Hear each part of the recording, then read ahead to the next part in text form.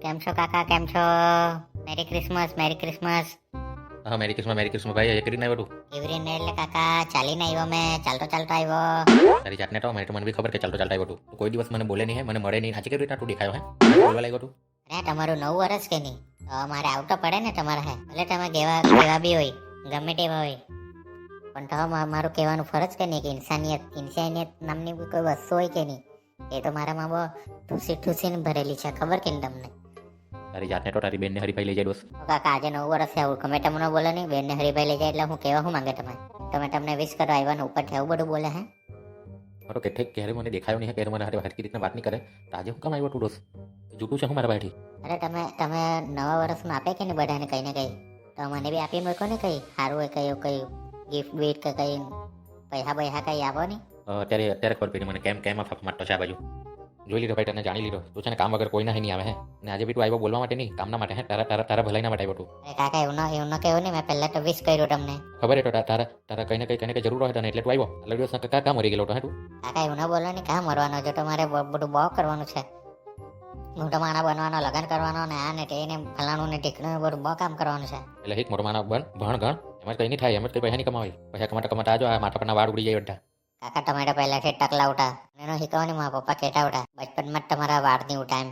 દોસ્ત તારા પપ્પા તો બહુ મોટી ચાટમ ઝાપ કરતો દે હું તારા પપ્પાને ખબર કે મને ખબર.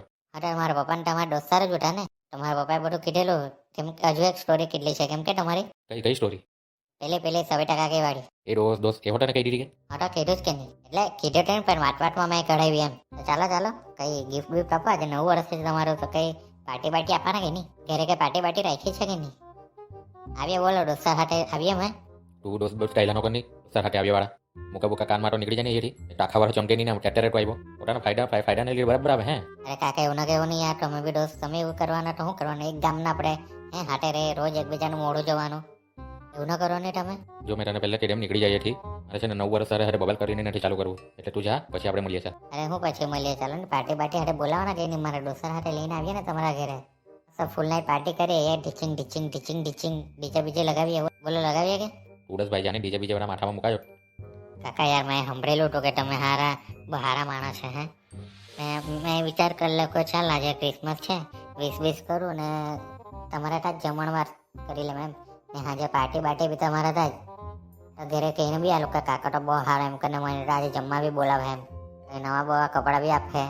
ઓકે મારા બાપાના લગ્ન છે ને તને નવા કપડા આપવાનો રે પાર્ટી આપવાનો હું મારા ઝાડ પર પૈસા નથી ગયેલા કે તને પાર્ટી આપવાનો મેં. અરે કાકા એવું ન કેવું ને હારા તમે દોસ્ત એવું કેમ બોલે? આ તમારું 9 વર્ષ ગણાય, તમે બધાને આવું નહીં બોલાય. એક તો તમે ખબર ને હું ખબર એવડન કાકા હારા પાર્ટી આપી દો ને હવે. ખબર કે તમારું બધું કામ કરું, તમને બેડી લઈ આપું ને આ ને કામનું દુકાન કે દુકાન પરથી લઈ આવું કે નહીં? મેં તમારાથી ચલાવી નહીં તો મેં લઈ આવું કે દુકાનનું સામાન. આખા વરોમાંથી એકાદ વાર ગયો હે એવી તો 2 રૂપિયા લેવા સિવાય જાય નહીં તું દુકાન પર. અરે કાકા એ તો હવે ચાલે બા. મિત્રો કાકાને જરાક મેં પટાવું પાર્ટી માટે. તમે વિડીયોને જલ્દી લાઈક કરી દો, શેર કરી દો, કમેન્ટ કરી દો. વિડીયો કેવો લાગ્યો ચેનલને જલ્દીથી સબસ્ક્રાઈબ કરી દેજો. આપણે બીજા એપિસોડમાં મળશું.